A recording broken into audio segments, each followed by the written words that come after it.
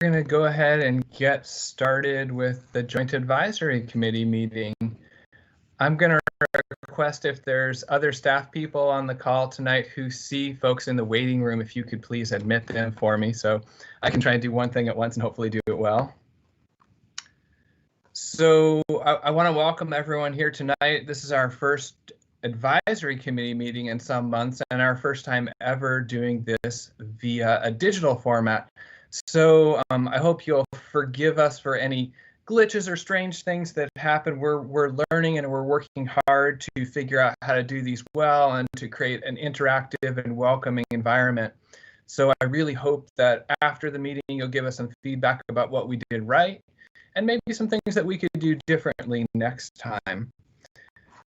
In order to make the meeting go smoothly, I'm going to run through a couple of logistics, and if folks have questions, I'll explain how to ask questions and how to be as interactive as we can, given that this is the format that we're using tonight. I would first off like to say thanks for spending the evening with us. And I know I can't see all of you yet, but I hope to at some point tonight. In order to keep the meeting and the kind of digital pipeline running smoothly, I'm going to ask folks to keep their cameras off and to keep themselves on mute except when they're speaking. And that'll just make things really easy for our digital pipeline to kind of keep working here and for you all to hear each other well. If you do have comments or questions during the meeting, there's a couple ways to do that. One is if you wiggle your mouse around or touch your screen, there's a little toolbar that will pop up. And there is one box down there that says show conversation. If you click on that on the right side of your screen, there's a chat column that will show up there. And that's a good place where you can type in a question or a comment about what's going on. At a certain point in the meeting, we'll definitely stop and acknowledge that comment unless it's like a yes, I like that kind of simple comment or a question.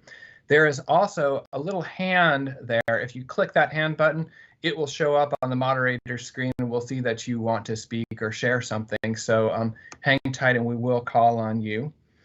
If you have the ability, we would love to see you when you speak, but that's not required if you're not comfortable, don't have the technology. But definitely when you do get on to speak, please state your name, tell us what committee you're from, just in case someone can't see you for whatever reason, and go ahead and tell us what's on your mind. The way the meeting is going to run tonight is we'll have a handful of different presentations from staff. We'll pause, then there'll be some time for question and answer for discussion. Then we'll move on to the next presentation from there. I wanted to encourage everyone tonight to start out the meeting by just typing your name and your committee into the chat box so that I'll have a record of minutes who is actually here. Some of you show up on the screen as unknown user, and I'm sure you're real people, so we'd love to know who you are. So this is a great time to go ahead and do that.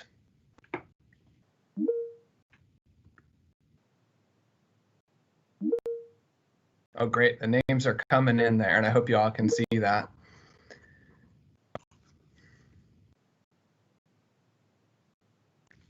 The first official item that we have on our agenda tonight is to review and approve the minutes. And the minutes, yes, believe it or not, are from back in our January 15th meeting. So I'm going to let folks keep adding their names into the chat window there.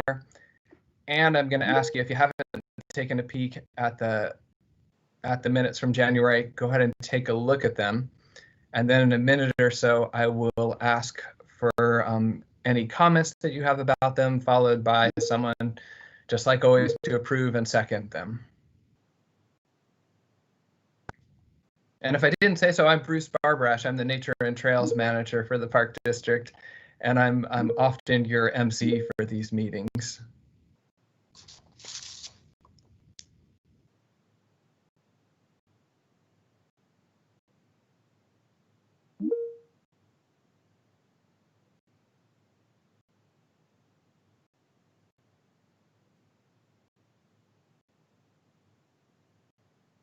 All right. I'm hopeful at this point everyone has had a chance to look at the meeting minutes, and I would like to know if there are any questions or comments about them.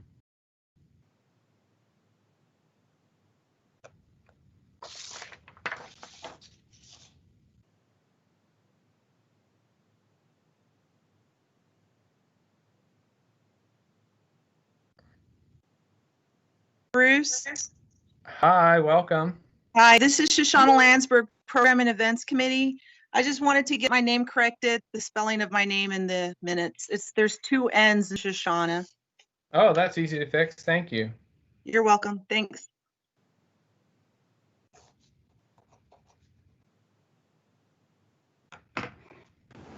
Hi. All right, I see we have a hand up. Hi, this is Sri Devi. Mine will be, you can view my name as Janani Sri Dinesh. So kindly Okay. you can make it as Sri Devi. Okay, we can do that. Yeah, and I am unable to access the chat box. Wonderful, thank you. Yeah.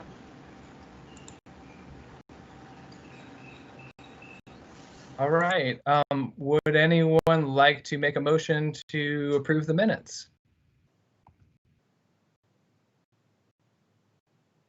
This is Rebecca Camberling. I move to approve the minutes. Great, do we have a second? I see Sam's hand is up. I second. Oh, I second. All right, any other discussion? Takes a while to unmute. Understood.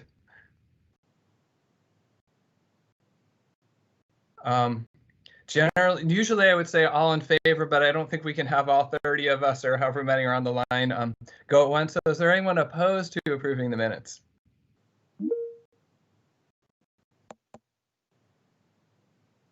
All right, hearing no objection, I'm gonna assume that they're approved.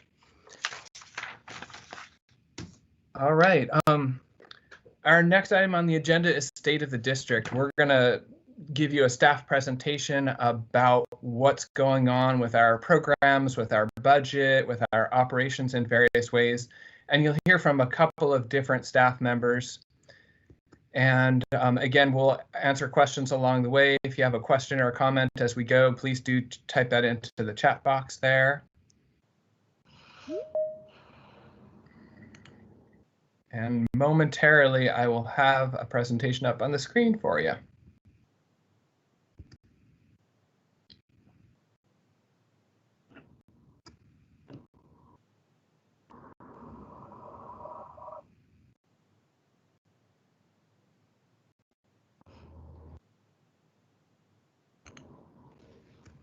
All right, shall I take it away, Bruce? Yeah, can you see that now? Yes. Great. Okay. Hi, everyone. I am Aisha Panis. I'm the Director of Park and Recreation Services for THPRD, and I want to run you through a bit of where we are as a district right now. So on the next slide, if Bruce could please advance for us. This is just a quick snapshot of what we have experienced as a district over the last 4 months. As many of you know, we have closed our facilities, and we did that back on March 14th. We refunded everything we had taken in what was a very solid spring term registration. We had to release all of our part-time staff at the end of March, and that resulted in an 84% reduction in the number of staff that we had between March 1st and the end of that month. So that was a very significant change for our district and one that we weathered. We are now at about 28% of our March 1st employment level, and that's because with the bringing on of summer programming and additional field and maintenance staff, we've been able to add some additional part-time staff to our number, and that has brought up our overall FTE count. But the reason why we've had to make these very dramatic changes is because with the loss of the spring term, the loss of the most of summer term, we're predicting a $10.6 million shortfall in revenue between March and October of this year. So that has been something that we've had to get very creative in finding the funds to balance our budget based on those impacts from COVID-19. Also, during the last several months, what you've seen very visibly is that we've closed many of our amenities. Over the course of the months, we've been able to open some of those back up, but play equipment remains closed. Our pools remain closed. We've had a very busy time out in our parks enforcing social distancing where we're able, and keeping people from participating in activities that are not deemed safe by our current gating and phasing criteria. We've been regularly following all of the guidance that's been handed down from the state, that has been issued to us by the Oregon Health Authority, and these rules and guidance documents change frequently. You may have noticed that our rules about masks and face coverings have changed over time, and we scrambled last week to make sure that all of our campers that were over the age of 5 were starting to wear those face coverings starting Friday. And that was something we didn't have a ton of notice on, but we had to react. And we did it because safety is our paramount concern at the district.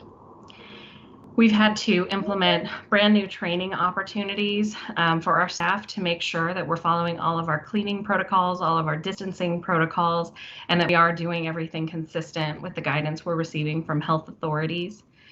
And one thing that we're definitely noticing is that we are able to comply and provide services that are consistent with our current phase 1 of our state's reopening plan.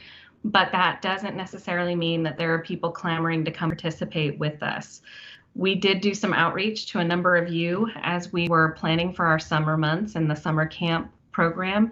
And we had folks that were seeming to be very interested in signing up. We were worried we weren't going to be able to provide enough opportunity for folks to participate. And in the end, we still had a lower demand than we thought we might have. And we just chalk this up to people being uncertain.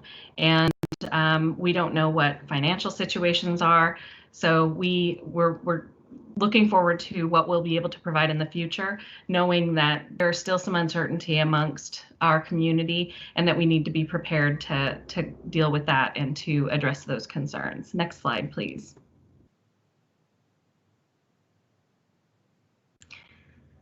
So those are some of the sad stories of what we've dealt with as an organization over the last 4 months, but we have got some good news, and that's what I want to share here.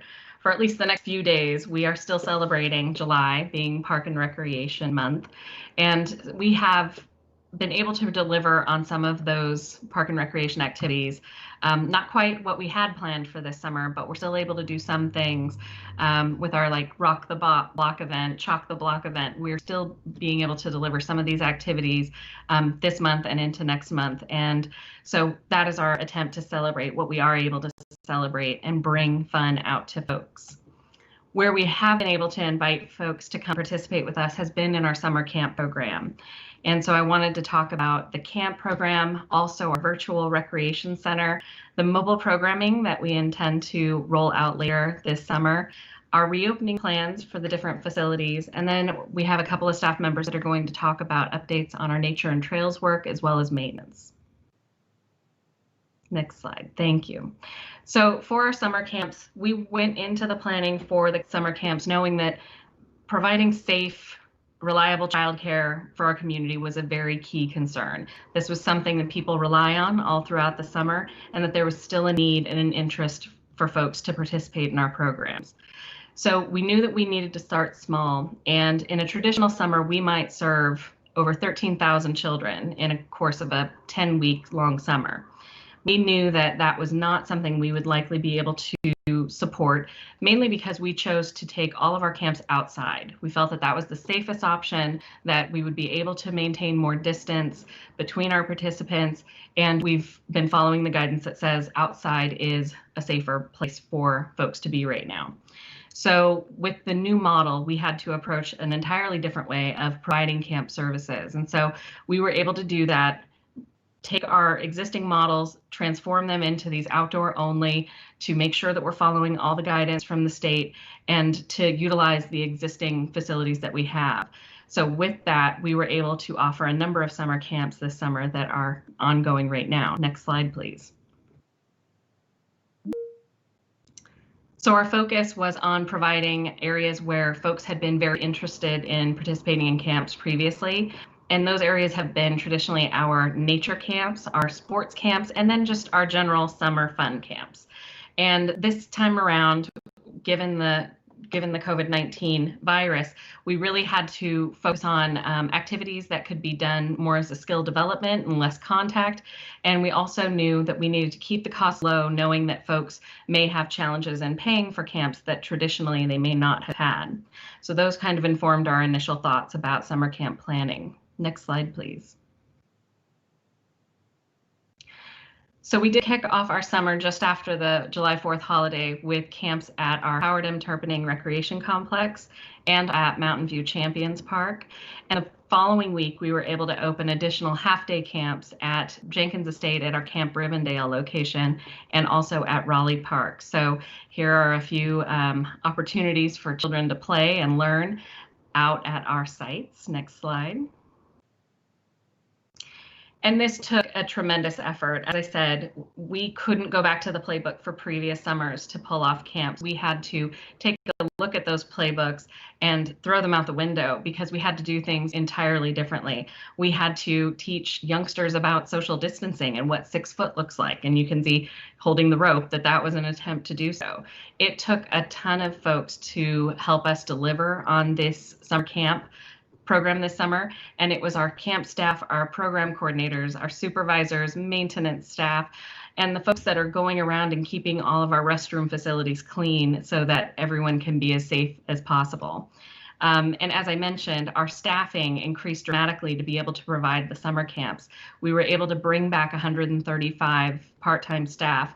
Many of those were park maintenance staff, but a tremendous amount of them were related to our camp activities. And so a huge shout out to our HR partners for helping us bring those folks on along with our payroll team. It was a tremendous effort and one we were very proud to be able to deliver on. Now I'm going to shift gears and talk a little bit about our virtual recreation center. If you haven't had a chance to take a look at it yet, it is available on our website. And it's a page where you can go and find content for all kinds of different areas, sports, nature, general enrichment. And we wanted to provide a place where people could still participate and do activities and do exercises that they would traditionally be able to do within our centers. But with our centers closed, we wanted to provide another connection point for our community. And so I wanted to share this comment that we received back from someone who had used our center, and I'll read it quickly. And it says, I just wanted to take a sec to let you know what a great resource the THPRD virtual recreation page has been for my family. My mother moved in with us just before the COVID outbreak, and with twin 11-year-olds, we definitely had our hands full, LOL. But we were able to get some awesome resources to use while everyone was stuck at home during quarantine thanks to your links, especially the fitness resources. My daughters were really bummed to miss out on PE and sports this year, so this summer we've all been exercising together at home. It's great granddaughter/grandma bonding time too. So if you haven't taken a look at that site yet, please do so. It's something we're proud of, that we've been able to continue that connection with our folks. Next slide, please. And now moving on to what we do hope to bring online. Now that we've got our feet under us with the summer camp program, we've had a few successful weeks of camp. What we'd like to do now is shift our focus to providing recreation services through our mobile recreation unit and our nature mobile unit. So what we're looking at here is taking both the rec mobile and the nature mobile and being able to take our services out to the community. And how we like to do that is by providing the free activities, the enrichment, arts and crafts, sports related, nature exploration, and doing this all with a lens on how we stay safe within this pandemic period. I will point out that photos used for this slide are ones sourced from previous years, so you will not see the face masks, you will not see the social distancing in these photos. However, we did want to give a picture of what happens with those programs. So this is something that we're very thrilled to be able to bring to the community just because we're not able to welcome folks back into our centers. Next slide, please.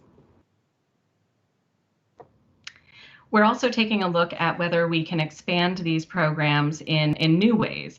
Our mobile adaptive recreation is one area that we'd like to investigate, and that's because we have folks that would traditionally come for Thursday night All-Stars, or they would come for our Monday night TR drop-in, therapeutic recreation drop-in programs, and they're not able to do that currently because our facilities have been closed. So we're looking at whether we can adapt that RecMobile model to provide adaptive recreation services and reach out to groups that we traditionally partner with in the community so that we can take programs on the road. We'd like to do the same thing with our Wellness on Wheels vehicle, and that's one that has been housed out of the STIR Center traditionally. And so we're looking at whether we can use the same model and go and outreach to folks that are our older 55 and better community. We have for several years now had a Fitness in the Park program, and we are looking to be able to hire for that program and roll out Fitness in the Park opportunities around the district. And then we are also looking for additional funding so that we could support a program that started first last summer, which was an absolutely free summer camp experience offered out of our RecMobile for low-income community members. So we are still working very hard on developing these programs, and we're hopeful that we'll be able to provide these activities soon. Next slide, please. So in terms of our facility reopenings, we have weekly meetings now to talk about what we need to do to get our facilities ready to welcome folks back to them. And so we have a variety of folks that gather around virtually, just like this tonight, to talk through what our state requirements are, all of the different aspects that we need to consider when we're talking about opening buildings. So it includes our maintenance staff, division directors, our risk and safety members, and facility supervisors. And on the next slide, I'll talk about what we consider when we have these meetings. So there's some key criteria that we look at, and that is, again, the state guidance and where we are in our phasing. And if you could just advance one, Bruce, please. We also look at public health and safety guidance that might be issued by the Oregon Health Authority or the county. We take a look at physical distancing and what we need to do in terms of how people flow within a facility, what certain services or amenities we might block off within the building, and that's all done to preserve the social distancing. We take a look at what our staffing levels are and what kind of program mix that we can offer within the centers. Some activities are going to be okay in phase one. You can do workout rooms, but you have to have those equipment items spaced out more. But you may not be able to do other things. Right now, pools are not open. Until phase two happens in Washington County, we cannot open our pools. So we are looking on a case-by-case basis for all of our facilities to see what we're able to do within them, how we can staff for those, what our financial constraints might be, and then making our best guess at what our public's utilization might be for that. And a lot of the time it's a realization of we won't know until we open the doors what people are comfortable with, what they're choosing to engage in. And so we're doing our best to develop a package that makes sense, that provides activities that people want to participate in. Next slide, please. So our current thinking is broken into sort of a near, mid, and far-term plan. Right now, we do have our fields open for rental, and so that's one thing. We have our camps running. That's the activities we have as a baseline right now. We hope within the month of September to be able to open the Conestoga Recreation and Aquatic Center, but we will be only opening the dry side of that facility until phase two, and that's when we'd be able to look at opening the pool there. We also want to open the athletic center on the HMT complex. And we also will be kicking off more of our mobile recreation programming. And that is all intended to happen right around a month's time from now. Later this fall, we hope to be able to offer activities at the tennis center, possibly in the aquatic center, though, again, that's tied to phase two. And then we're hoping to open the Cedar Hills Recreation Center and the Nature Center. And that would be in the fall term period. We don't anticipate being able to open the remainder of our facilities, which include Garden Home, the Elsie Stir Center, and many of our smaller pools until sometime in 2021. Next slide, please. I believe Bruce is going to take over on this slide. So Bruce, if you wouldn't mind stepping up to talk all about nature and trails. Yeah. So with the facilities by and large closed, both private and public, the public has turned out in droves to our parks and our natural areas. In order to help them have a positive experience out there, our nature and trail staff have continued to do routine maintenance activities. We started a park ambassador program, which is a volunteer program by and large, where volunteers, including several of our advisory committee members, have gone out to parks to provide information to really help people feel comfortable, to know what the opportunities are. And if they show up at a site that's a little bit more crowded than they expected, ambassadors help them to find a different place to go that might be a little bit more lightly used or appropriate for what they're trying to do on that day.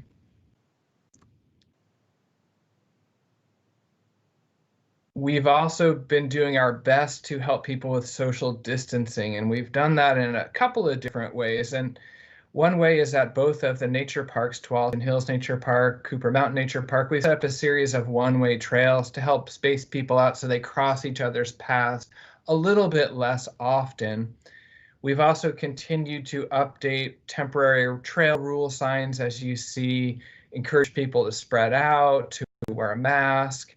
And when we have ambassadors out, we also help them identify times when there are less people out on the trails than more people. So we're hopeful that that's making at least a small dent in a more positive experience for visitors. The really interesting thing is across the district, we have a set of electronic trail counters. Those help us to understand when users are coming and how many users are coming. In the graph that you see here, the blue line is about a 5-year average of the number of users we see on the trail each month. The orange line represents this year up through May. I just got June numbers back from the counters today, and the trend continues. And what we've seen since March roughly is a doubling of numbers along every trail where we have a counter. So it's a pretty profound difference, and you'd think, okay, well, it's just people walking down a trail. The reality is that it's not, as far as staff service goes, it's not really that simple, because we end up with more garbage and more inquiries, and so the amount of work for staff has actually doubled. It's not simply, yes, they're walking on the trail. So we're adjusting services and adjusting staff workloads to try and provide service where it is most needed right now, which means in a lot of cases, we may not be doing new projects or things like maybe we might want to install a bench based on demand or need. Instead, we're really focusing on core maintenance services. I'm going to pass the baton here to John Campbell, who is the maintenance manager for the Park District, and he's going to talk a little bit about what's going on in the maintenance group. Thank you, Bruce. This is John Campbell. I'm in the maintenance operations for the Park District. I'm going to focus on several areas the maintenance department has transitioned into over the last couple months. The first one is the focus areas. This is primarily the park maintenance staff. When COVID hit in mid-March, we lost all of our part-time staff, and we had to focus on maintaining the open areas in the parks. Our mission was to make sure that those open areas were safe for use, and the essential services we're providing were mowing, which included the parks, Beaverton School District fields, and power line corridors, litter control, making sure the dog bags were stocked, servicing open amenities, which included tennis and pickleball, addressing safety items and graffiti, and keeping pathways open and clear, securing closed amenities, and having a weekly presence at each of the sites. Although it's been challenging for our full-time staff, they've received a lot of positive feedback from our patrons. As far as the water conservation goes, our efforts are to preserve asset preservation and support our program activities, which includes sports and our camps. The sites that we do have water irrigation now are new parks with warranties in our landscape and turf areas, and at some of our special parks, which include Veterans Memorial Park.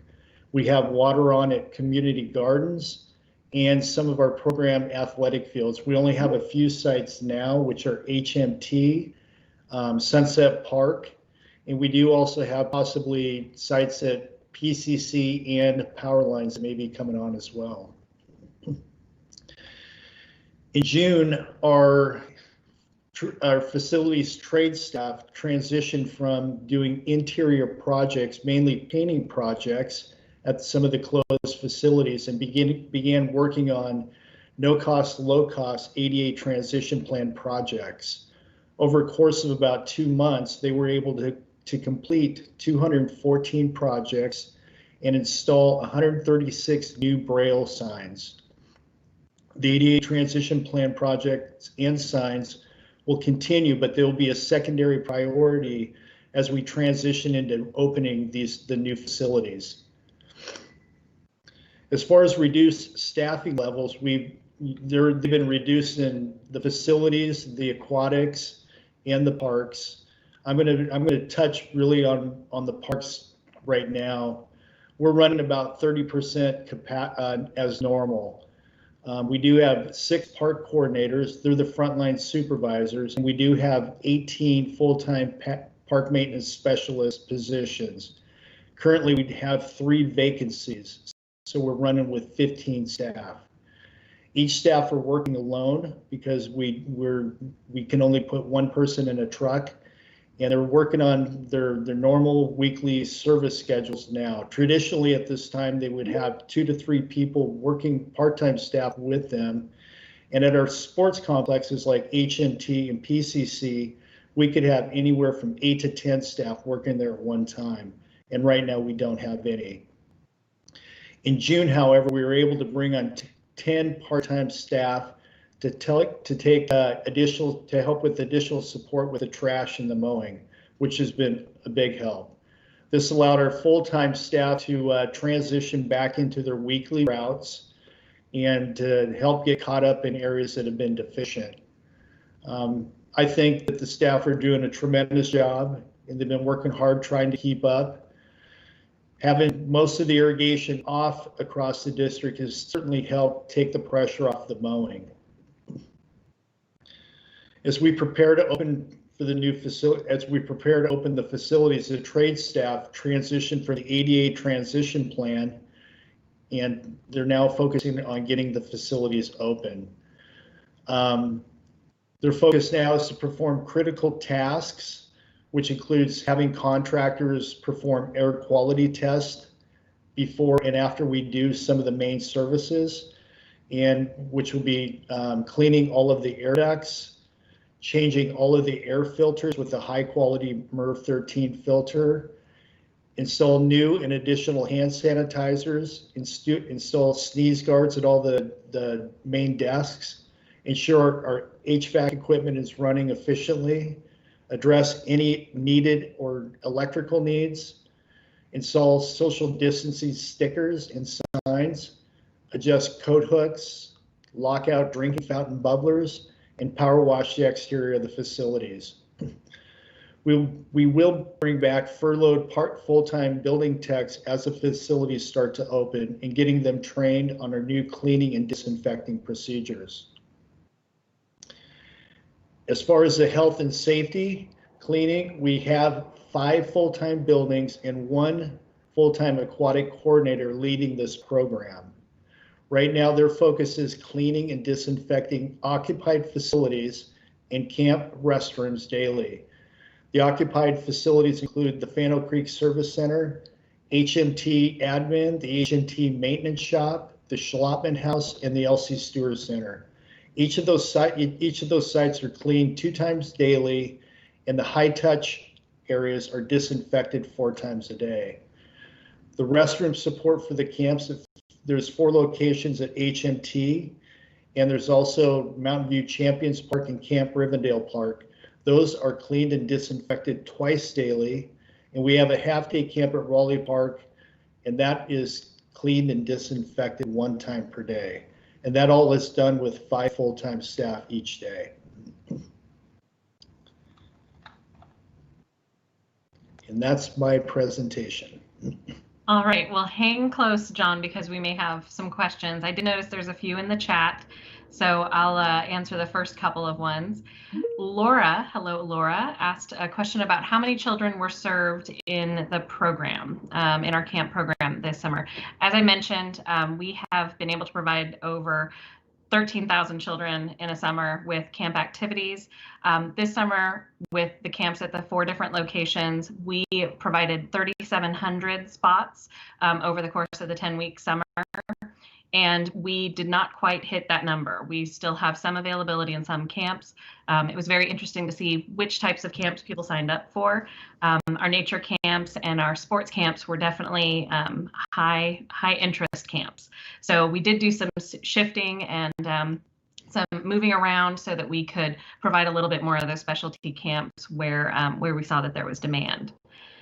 The next question was from Allison, who asked if there had been any funding sources or opportunities for the loss of revenue, and that's for both the short and the long term. So we did work hard, and Lori Baker, our Chief Finance Officer, she helped us through tremendously this process to identify for all of those revenue losses, what sort of cuts we could make on the other side to balance that impact out. And so we did make a number of cuts to our capital budget. So projects that we could put off, we did. We also, because we rely on so much part-time staff to provide the classes and activities, instruction that we provide, that because we lost that revenue there and we weren't able to open our facilities, when we did lay off those part-time staff, there was a number of many dollars that we were able to. I think we were able to save $4.3 million on the part-time costs that did offset some of the losses on the revenue side. So those were some of the things that we did internally to balance out the reduction of revenue that was coming in. And in the short term, some things that we are doing is we are entertaining requests from entities that are able to do the types of activities that are allowed in phase 1 that either we don't have the capacity to do ourselves or that we just wouldn't do those things. And so some of those are private rentals of spaces where they're providing summer camps that we're not able to provide, but it still allows for a community benefit where folks in Washington County can take advantage of those camps. So those are some examples of tennis camps that are being offered in our parks to provide some additional income for the district while we can focus our energies on developing and providing our own summer camps. So I think the next question was about park ambassadors, and I'd like to switch over to Bruce to answer that question. Yeah, so we still would love to have more ambassadors. We've got a crew of about 10 people right now who are out working various trails, parks, and of course, more would be welcome. So feel free to contact me offline. I'm wondering at this point, are there other questions about the presentation? Anything you heard? A question in the chat or a comment about trails being overcrowded and concerns of safety issues with dogs and bikes. Can you speak a little bit to some of our trail management efforts? Yeah, so the trails are pretty busy, as you know, and what we've done where we can, recognizing we are down on part-time staff, we basically have none. Full-time staff are doing their best to get out there and just get to routine maintenance. With that said, we have tried to put up signs. We've worked with the ambassador program, as I've mentioned. We have a few public service announcements out on our website and our social media, but we're always open to ideas that you all have. So Galit, if you want to share specifics or have questions, by all means, we're happy to talk.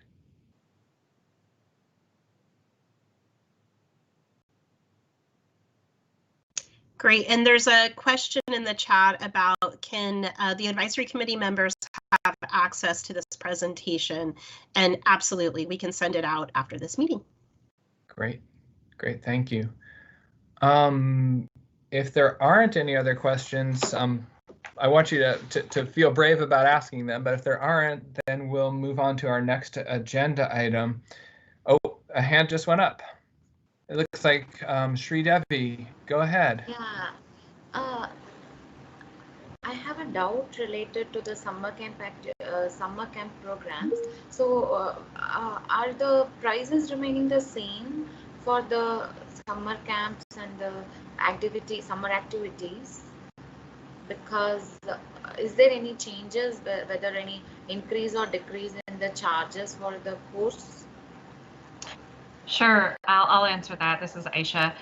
Well, we did make changes to the fees for that. We had to cover our costs, but one of the costs that had been incorporated into previous years were our field trips. And sadly, that was not something that we could safely incorporate into the plan for summer camps this year. So there is a decrease in the amount of camp fees that you would pay because of that exclusion from this year's program.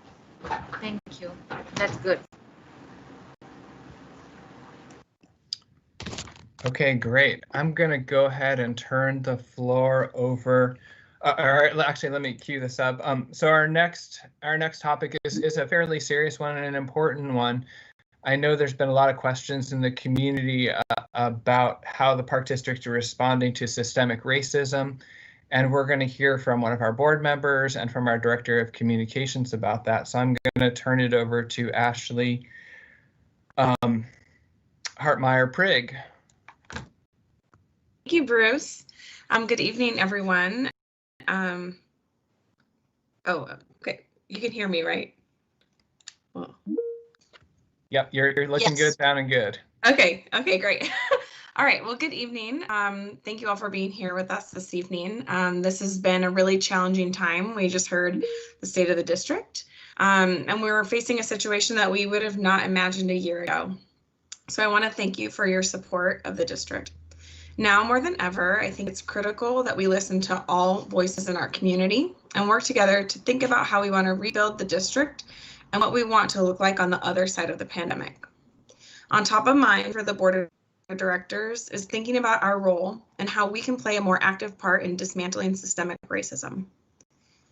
Since George Floyd's murder, a spark has ignited that calls on all of us to do the necessary and critical work of self-reflection, both in our own lives and in the institutions we serve, to take a look at the impact systemic racism is having on our lives and to challenge ourselves to make necessary changes. I want to share with you a statement put out by our general manager shortly after George Floyd's death that speaks to THPRD's commitment to addressing systemic racism. Let me be clear about THPRD's values. We stand together in solidarity with the Black community and with all people of color to say we see you, we hear you, and we accept the responsibility to be an active partner in the fight against systemic racism and injustice. Those are not just words. This is an expression of our values, and as leaders at THPRD, we're committed to doing the critical self-evaluation to ensure our practices uphold and uplift our values and not stand in their way. So I want to share a little bit about what we've done in the last 2 months since that statement was released to show how much THPRD honors those values.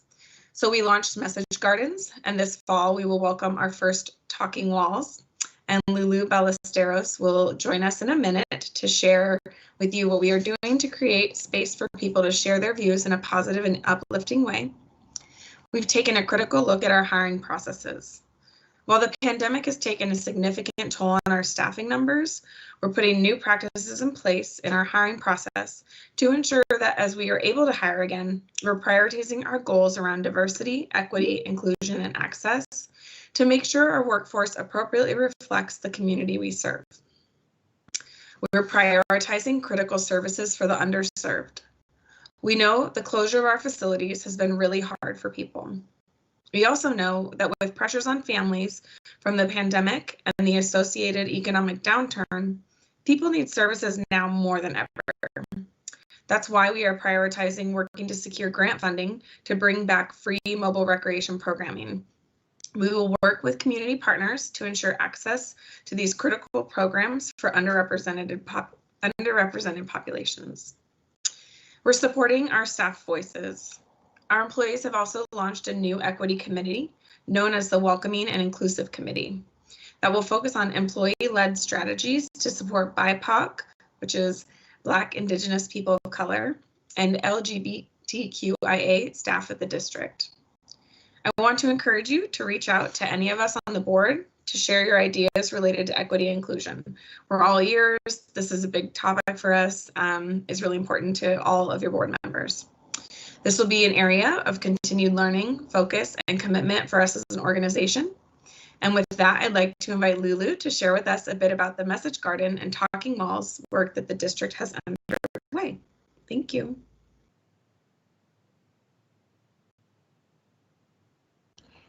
Hello, everybody. I hope you all hear me okay. And I will share my screen. And can you all hear me? I think so. Yes. Perfect, thank you. So part of THPRD's response to systemic racism and injustice was looking for opportunities to demonstrate with actions how THPRD stands with our community in solidarity for racial justice. THPRD found the opportunity to reconduct preventive measures of graffiti as vandalism into a positive source of inspiration and connection with the community. Most importantly, in the current climate with the Black Lives Matter movement and other situations arising as a response to systemic racism, we needed to come together and think about creating appropriate spaces of expression and community gathering. So with the contributions from many departments within THPRD, 2 opportunities were brought forth. They are called Message Gardens and Talking Walls. A message garden is basically a painted rock garden, as you can see in the pictures, where families, friends, and community members can share their thoughts in support for racial justice and other socially relevant themes. 2 locations were identified as the best sites to start this pilot. They're both in Schiffler Park and A.M. Kennedy Park.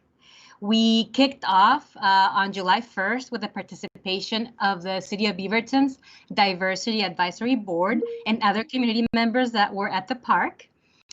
Since then, we have been promoting the activity through social media using hashtag THPRD Rocks, the use of videos in English and Spanish.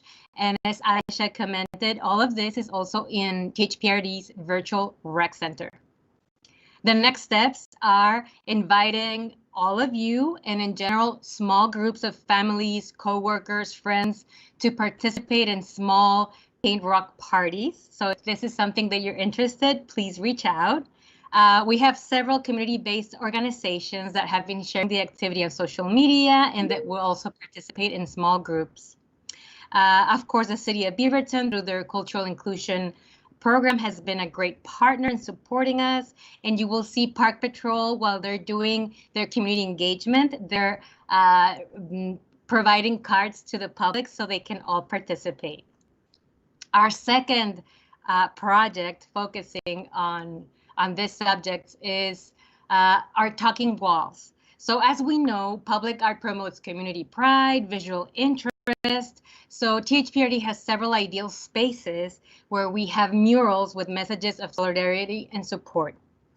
This project also seeks to reduce the occurrence of graffiti as a form of vandalism, but it's also an opportunity to connect and welcome student and artist groups into our parks, and under the same theme to support racial justice and other themes.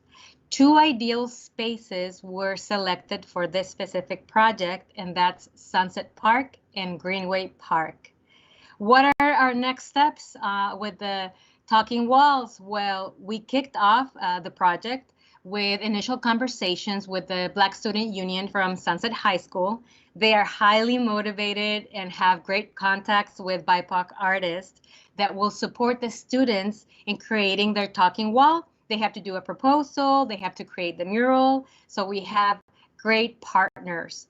Somebody that we will see out there working with the students and groups is Color Outside the Lines. They are a nonprofit. They empower and inspire foster and at-risk youth by providing opportunities in art, music, and creativity. Next steps on this project is starting with Greenway Park. Anybody's invited to provide ideas and comments for this, and keep working with the Black Student Union from Sunset High School. And we're also producing a video documenting the work done with the support of THPRD volunteers. For both activities, we will continue to do intentional outreach and have a strong social media presence and more updates to follow. Other than that, I will pass the microphone over to Liana Harden. She's going to talk a little bit about our park naming project coming up. Thank you. Hi, I'm just going to wait till I get a yes, you can hear me from Bruce, just to make sure I'm coming through loud and clear. Yes, we can hear you and you look good. Thank you. Thank you very much, Bruce. Hi, everyone. Really good to be here with you. Again, my name is Liana. Thanks, Lulu, for the introduction. I am the Community Engagement and Partnership Specialist here at THPRD with our team of community engagement specialists. Today, I'm here just to give you an update on a project which I presented to you at the end of last year on the names catalog. So you may remember that project that we talked about. I'm going to share some slides here.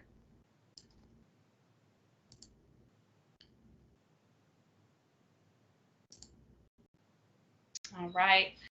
So just some updates again, and wanted to remind you what that project was all about. So the project purpose was really to create a list of potential site names to help us better represent all our communities and histories across the district when it comes to those trails and park names. So we did this through intentional outreach over the last several months to individuals and organizations who helped identify names focusing on underrepresented experiences in our community.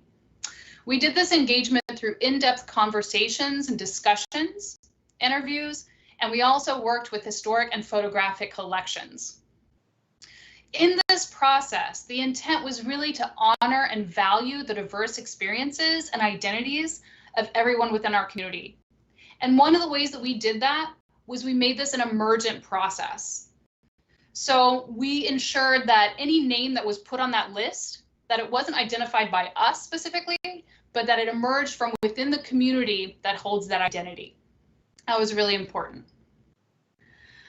So when we look at this names catalog that we've come up with, we're really trying to think forward about how we're using our space at parks and trails and how we want that space used. So these names are intended to cultivate a sense of welcome, access for all, coming together, and expressions of identity. And they really serve as a starting point to craft site names and solicit community input. They include descriptions and references to guide further discussion. So we don't see this list of names as pull a name for a new park and put it on a park sign and it's ready to go. Instead, we really envision this list to be able to support the design process, to grab names off that list and put it forth through the master planning process and create a discussion with our community and with you all as the advisory committee about what is the best name for a site. In terms of next steps, we're looking for feedback. So we got some great feedback from our management team, and what we want to do next is get feedback specifically from our Nature and Trails Advisory Committee and our Parks and Facilities Advisory Committees, so that we can then start moving forward with our next step, which is naming our new parks and trails that we have in our district. And then the last thing I want to mention is that this is really a living document, and so we want it to expand and adapt. One of the things that was really unfortunate about this process is we started, and then right in the middle of this process, the COVID pandemic broke out. And so a lot of those partnerships we had, we weren't able to follow up on. We wanted to respect their need to address the pandemic. So we backed off. And we needed to recognize that we still have a lot of partners we want to reach back out to and continue this process with. And we hope that this is a list that will grow and change just like our community grows and changes every year. So that's our intent. Hopefully that provided you with a good update there. And if you have any questions, please feel free to let me know. And I also am happy to answer questions that you may think of later and want to share with me. That would be wonderful. But as far as next steps, you will hear from me those Nature and Trails Advisory Committee, as well as the Parks and Facility Advisory Committee. You'll be hearing from me very soon again. Thank you very much.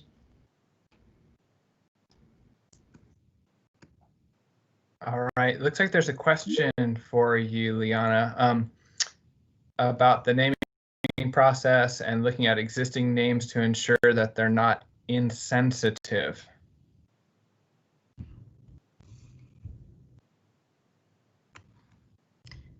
Liana, you're muted.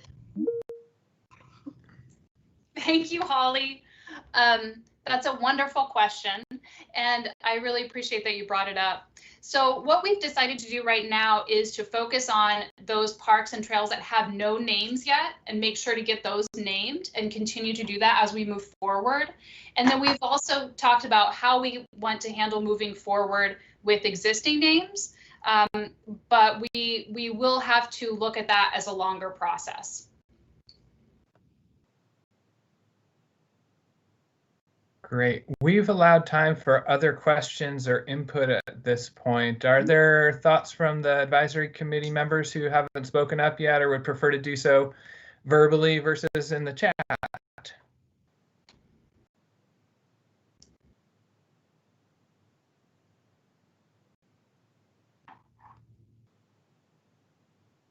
Sam, you have your hand up. Go ahead. Hi, can you hear me? Yes. Okay. I love the idea of the rock garden with the little messages. I don't want to be a wet blanket, but I'm concerned about who decides whether a message is positive, and what happens if somebody puts a message in there and somebody else doesn't think it's positive for whatever. It's a very divided society in some ways. I'm just concerned that THPRD might get itself in a jam with,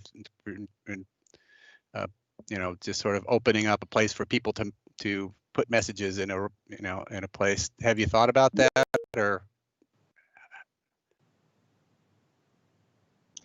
That is a great point.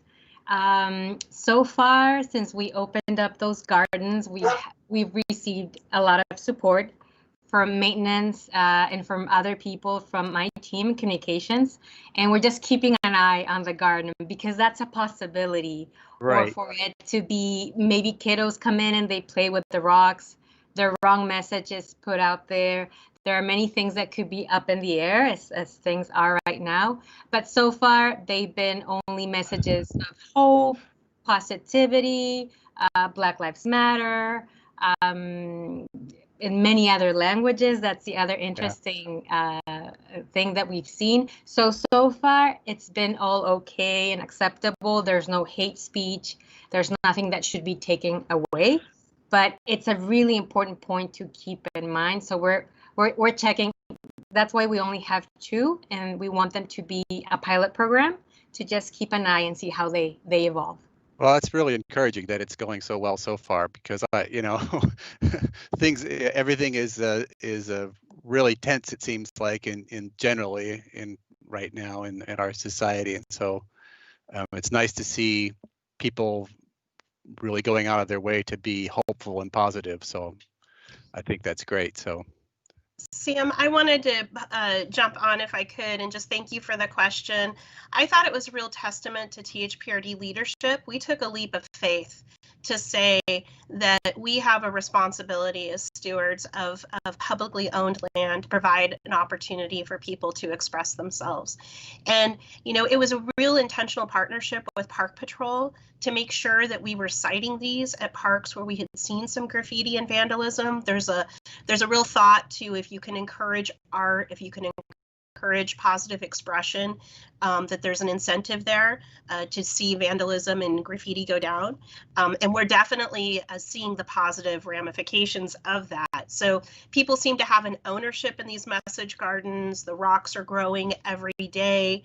We will have tighter rules on the talking walls. So we are putting the language in place that will talk about, because it's going to be painted literally physically on our structures.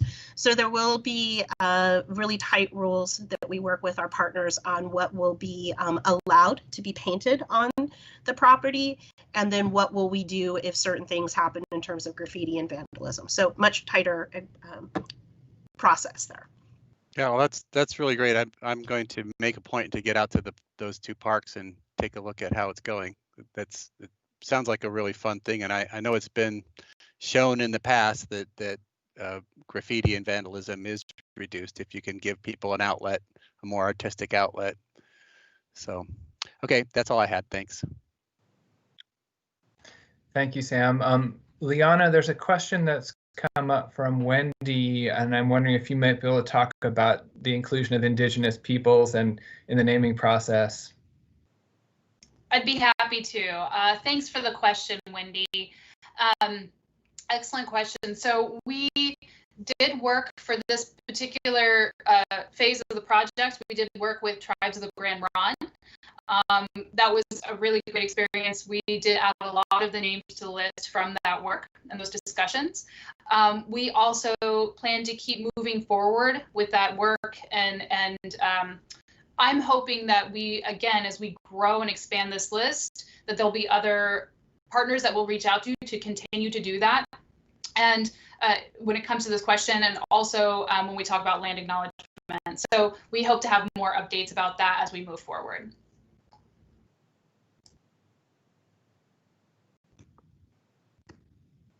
Wonderful. Are there any other questions? I know that Wendy, your hand was up, and I wasn't sure if that was just to highlight the comment you made or if you wanted to speak about anything.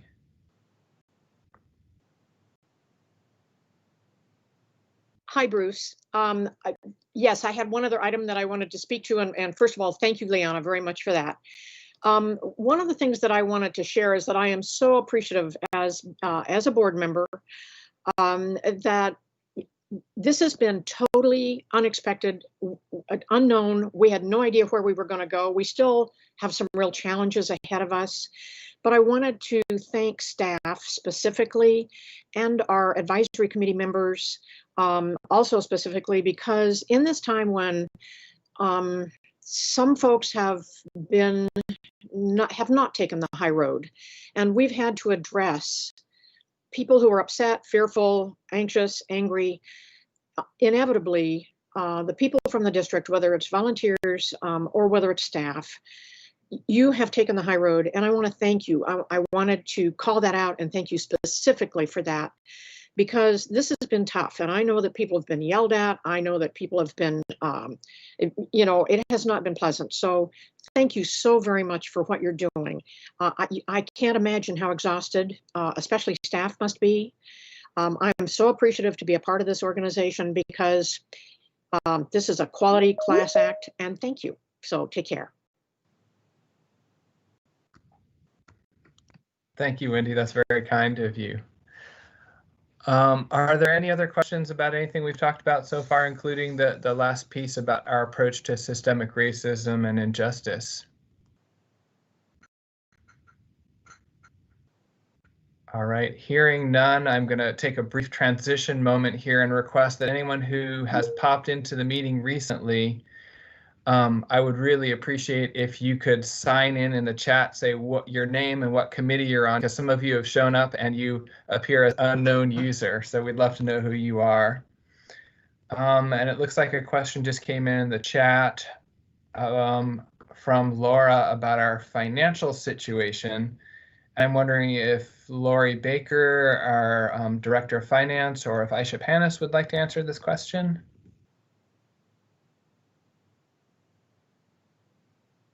I can answer this question if that's okay. So Laura is asking, is THPRD financially solvent with the changes that have been made and the new programs proposed? And the answer is yes. We've worked very diligently to formalize a revised operating plan that we'll be presenting to the board on August 12th. And within that plan, we've taken into consideration all of the changes that we've made operationally and moving forward, all of the projects that we're and programs that we're planning on moving forward with. And using all of that information and pulling it together, yes, we do have a revised forecast that's balanced.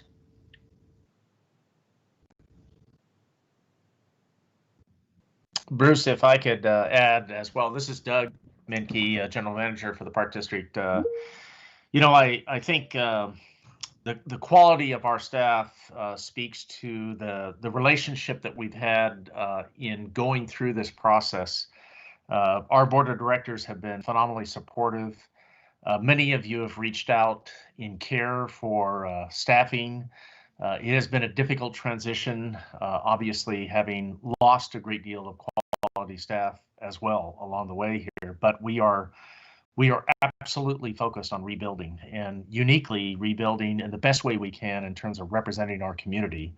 We're actively working on receiving access to some of the care funds. They won't be problem solvers entirely, but they will certainly help.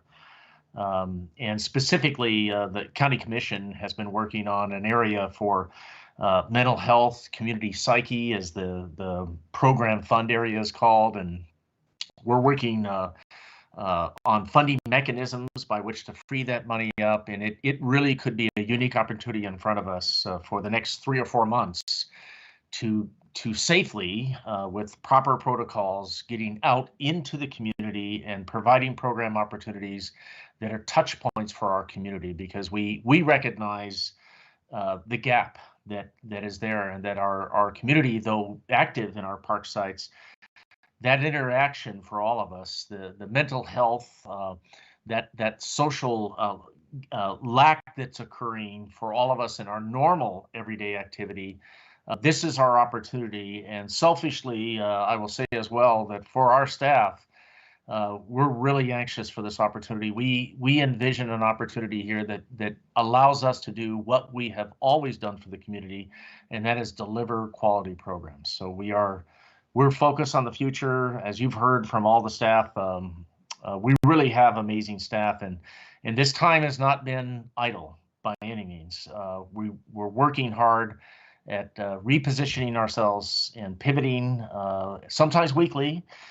But and I know you all are engaged in your own worlds, and you've lived through this as well, and you care about the Park District, and it's felt. We appreciate your sensitivity to the Park District. Thank you. Thank you, Doug. One of the things that we've continued to try and do is to adjust our programming and to get word out to our patrons about what are we offering. And I'm going to turn it over to Holly Thompson to talk to you about one of the big changes. Is we're used to seeing that giant activity guide that comes out a couple times a year, and we need to adapt a little bit more. And Holly, Director of Communications, is going to talk to you and seek some input about where do we go next. Thanks, Bruce. Forgive me, I have a senior dog who every once in a while makes interesting barks. So if you hear my dog barking, I apologize, and I'm balancing that while we talk. I just want to begin by acknowledging the important role that you all play supporting the Park District as advisory committee members. You know, the last 4.5 months have been incredibly challenging. I've worked in public service for, you know, close to 25 years, and I had never experienced anything like the last 4.5 months. The amount of heartbreak, the amount of change change, the amount of difficulty. It's been a lot, but you've heard today a lot of the positive, a lot of our focus about, okay, we're going to meet this challenge. We're going to look at this opportunity. We're going to think about how we navigate through it by reflecting our values, by making ourselves an even stronger organization on the other side of it. And part of that strength is our commitment to public involvement. And so, you know, I know that virtual meetings are not the most ideal, they're not the most interactive, and we'll need to work with you to improve this process. But we're super excited that the advisory committees are going to start meeting monthly again and pick up those meetings next month. And please accept our apology that we've been a little silent the last 4.5 months in terms of meetings, as we've just been navigating the sea change that we've been through as an organization. You know, I want to touch on a few things that we've had to work through that we haven't even talked about as well, which is just the changes in workforce, the changes in how we work, temporary work policies, figuring out how to support people who need to work from home, working from home, navigating the facility closures, navigating the amenity closures. Wendy, I appreciated your comments that you said about what we've been working through. It's interesting because people love THPRD and people really appreciate what the services the district provides. And it's been an incredibly challenging time. The people that I feel the most sorry for on staff are the folks that are returning the phone calls and answering the phones, because a lot of people are calling just, I think, out of loneliness and to express their frustration with many of the different situations. And it's been really, really tough. So as we move forward and we think about how to navigate, we're definitely going to need to lean into the advice from our advisory committee members and from folks across the community on how we move forward. You know, as we look to what we were going to do for summer programming, we did a lot of intentional outreach. We queried all of our top historical users of summer content and invited them to smaller focus groups to find out about how their attitudes have changed, how their needs have changed, what they were thinking about participating in summer programming with the pandemic. We reached out to the advisory committee members to ask the same questions. We did the town hall. All of the information we gathered. Oh, thank you for the kind remarks on the dog barking. I appreciate it. All of that feedback helped shape in real time how we were designing our summer programming. And we're going to have to continue to do that as we move through these cycles. So we're going to be leaning into you for fall, as we look at how we change into fall, into winter, spring, and we'll have to get creative in shifting our strategies. So I want to share a presentation with you right now. And just real quickly, this is what our typical registration cycle looks like, right? So, you know, before registration day, about 5 months before, we're designing all of our materials. 4 months before, we're already working on the activity guide. All of our programming staff have programmed out what are the classes, what are the opportunities, what are the camps, what does it all look like? So we're designing all of that. We're designing all the collateral material to support awareness for the activity guide, from banners, from postcards, everything that you see on there. A couple of months before, we've got to book all of our ads. We've got to prepare a press release. We're hunting through parenting sites, parenting magazines. We're putting our digital ad strategy together. If you don't book those out at least 3 months in advance, usually longer actually, then you're not getting prime position placement. So you've really got to be strategic with stretching your budget dollars. And then we're also going through the approval processes to put posters and flyers and information in partners' hands to make sure people know registration is coming. So this is a typical process for us, and you can see that before each registration cycle, we are months in advance figuring out how to help the community know about registration. Well, today we don't have months. Many cases, we're not even going to have weeks. It is really a time where we've got to shift our strategy. So we're going to go to mainly relying upon digital, so the web, to make sure that people know about what opportunities are available. We've got a lot less time to put information together. We're not going to be able to rely on the activities guide. This is a real culture change for the Park District because people really have associated that activities guide as their go-to resource. And we just do not have the ability to print that guide. And from the point in which we print, plan it, print it, prepare it, to the point of time that it's going to be covering, there's too much opportunity for things to change, from the classes to what we're allowed to do to the level of participation. There's just not enough certainty for an activity guide to be realistic. We also have to think about changing how we communicate changing processes. So one of the things that we've done in the last month is we are processing over 2,700 refunds. And by August 15th, everyone who bought a deluxe pass or a general pass will have received a refund from the district for those passes. And when we are able to open up some facilities and we are able to welcome people back, they're not going to be using those passes, and they're going to have to actually register for the time that they come in. So we've got to be communicating change processes, and we have less tools in our toolkit to do that. So we know that foot traffic and people's participation with the Park District is one way that they keep informed about what's going on. We have less of that with the closed facilities. And then we also have a lot to learn about people's interest and their usage. So as I said, before summer, we did focus group work and we did outreach meetings to try to get a sense about how users' participation has been impacted by the pandemic.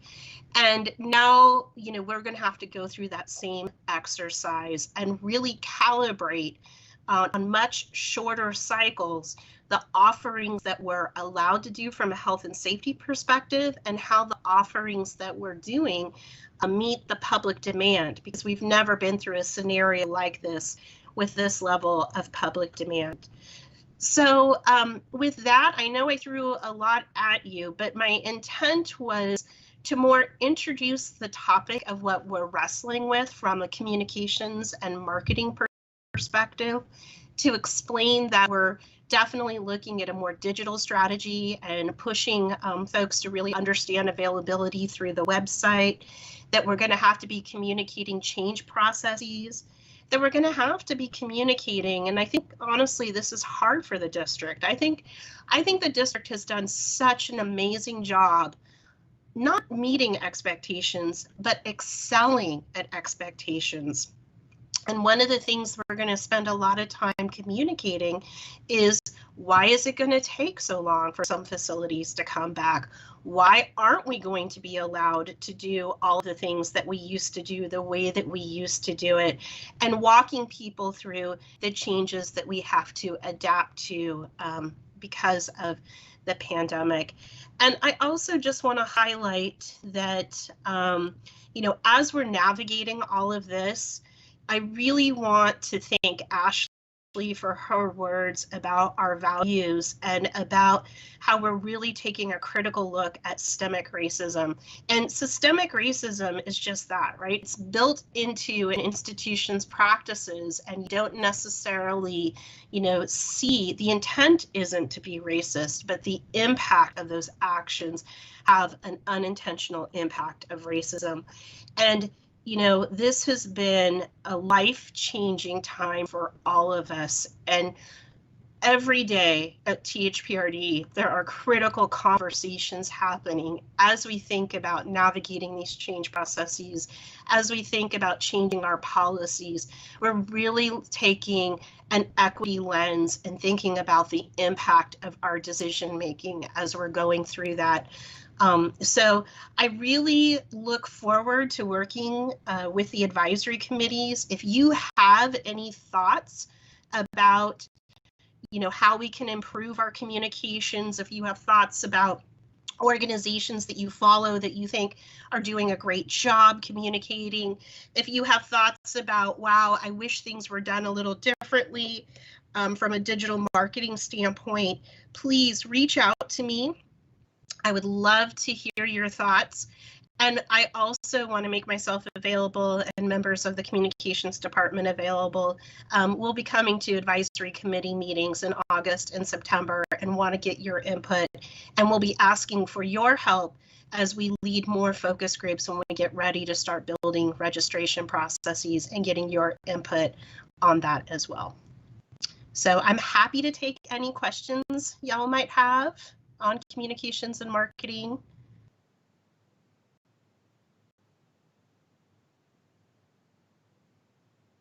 Okay, Heidi.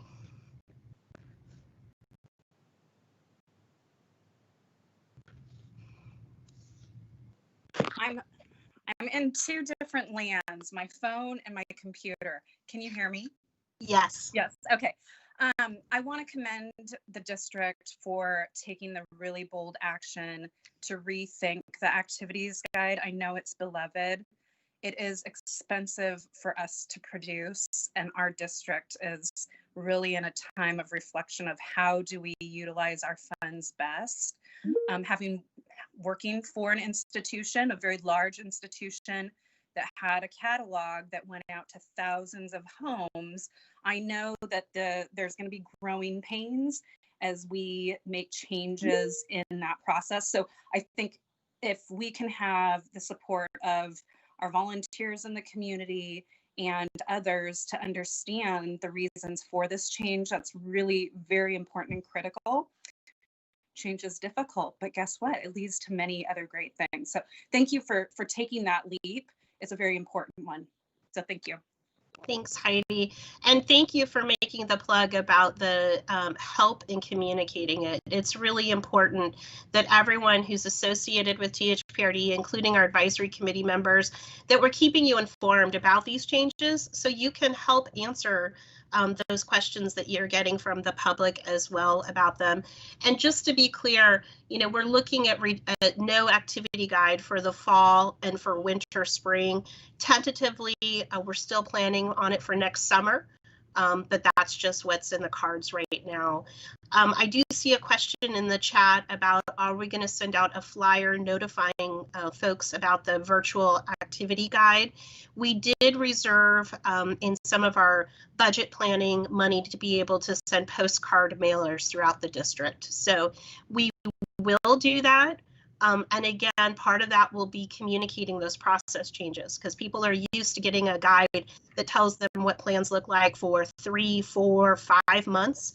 And we are going to be constantly updating our website with where we're at because we're going to be meeting demand and calibrating as we go. So it's going to be more real-time changes.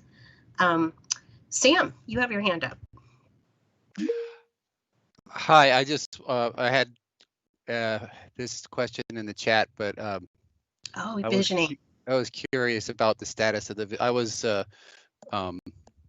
peripherally involved in the vision process, and I know you were very, very involved. So I'm curious what the status of that is. And yeah, Sam, thank you for the question. I saw it and I meant to address it. So thank you for the reminder. And you were integral because you were on an action team, and I remember you vividly in that process. Incredibly helpful. So we did have our survey go out. It was publicly available during the beginning of the pandemic. So we ended up getting just under about 800 responses. I was shocked we had that many. I thought that was amazing turnout for what was going on at that time. And the survey results really validated the information that you all had worked through, both the volunteers on the task force and the volunteers in the action team process, that the planning really kind of landed in the right spot. So I will confess that, it's been a little bit, it was put on pause while we were in the trenches of working through the beginning of the COVID pandemic work. None of our days looked like they did before, and they were spent on very different tasks. But one of the things we've been able to do in the last month is shift gears. We are completing right now the plan. We'll be sharing that with the management team, the first draft of that next week. We'll be reconvening the vision task force. They're going to meet twice in August, our goal being to make sure that they're happy with the plan, and then we will bring the plan to the board in September for board adoption. And, I think in the end where we're feeling is, it might feel odd what we've been through in the last 4.5 months, but in the end, it's an incredibly valuable time to have the visioning plan completed, because it really gives us a solid roadmap of our community priorities and what's most important to people. And as we think about how we rebuild the district and, reimagine what we want the district to be, what a great tool we have, and thank you to the Vision Task Force members and how they've set us up for success, because we've got a great wealth of information to prepare us as we go through the rebuilding process. So expect plan adoption in September. That was you took the words out of my mouth. I was going to say that when you've been knocked down and you have to rebuild, this is a great time to know exactly what you want to rebuild. Yeah. So thanks. Thank you. Thanks for that question. Well, we are at the end of our time, I believe. So Bruce, I don't know if you wanted to wrap it up or if you want to invite Doug to share some closing comments and maybe talk about next steps. Yeah, so I would like to just briefly tell folks about next steps. I know Doug has a comment, and there's a question that Doug is going to address that's in the chat about school time programs that we might be working on. So first, thank you again, everybody, for trying out this new and interesting way to meet. In August, you will be meeting again in your regular smaller groups, which will be hopefully a little bit more interactive, cameras on, a little bit more discussion, a little bit less information sharing. So we will be reaching out to you about a date that'll work for everybody in a time. And we know that everyone's not here. So if you know folks on the committee who don't have the technology to get involved, do let us know. We don't want to put anyone on the spot about it, but we want to make sure everyone has a chance to participate, whether that's by phone or digitally or otherwise. I'm going to turn the floor over to Doug, and we'll go from there. Great. Thank you, Bruce. There's no greater joy, of course, than being the last speaker, because you can actually see if people are staying online. So I'm hoping I'm not speaking to myself here shortly. But I did want to comment just quickly. Laura had asked a question with regard to childcare programming for working parents, and it is a great subject area that we are actively engaged in. In fact, tomorrow morning, several of us, staff-wise, that are on this call will be on the call 9 a.m. tomorrow morning with Beaverton School District, their superintendent, Don Grutting, and several of his staff. We are actively pursuing some interesting options. We have the potential of a funding source out of Washington County through the CARES Act. We also have the potential of future funding coming from the east, shall we say. And our board has been heavily engaged in ensuring that the Park District, as a special district, has access points for those funds, short term as well as long term in the future. But we do see some unique opportunities in the program area. The Park District has been engaged, obviously, in caring for youth in a variety of functions, childcare, after-school programming, and so forth.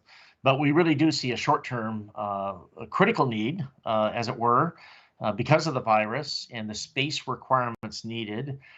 And it so happens we are very good at working with youth. And in partnership with the school district, we believe we can close some of those academic gaps as well, in cooperation with the school district, and certainly the opportunity to use some of our facilities, some of their facilities.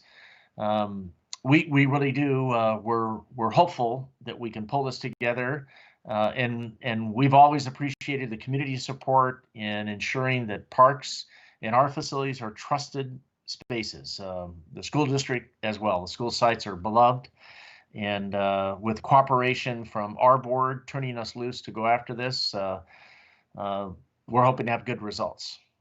So I think with that, I think we're here this evening. Thank you for turning out and for hanging on with this longer call. Good night. Thank you all. Yeah, thank you, everybody. Good night.